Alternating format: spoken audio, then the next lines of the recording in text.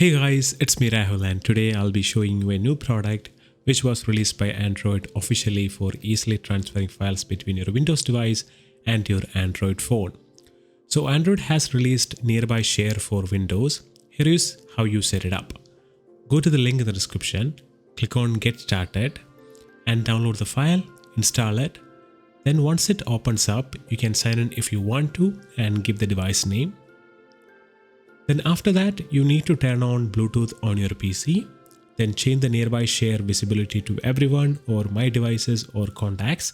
If you want to use these settings, make sure you are signed into your Google account. So here comes the fun part.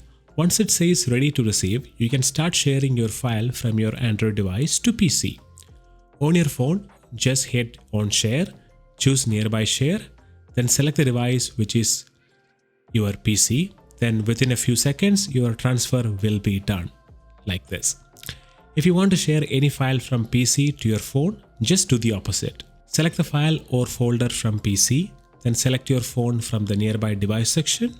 Make sure Nearby Share is enabled on your phone and set it to correct visibility. Then click on your phone's name and done. The file is transferred to your phone. So that's it. Simple yet effective official tool from Android to share files between your phone and your Windows PC.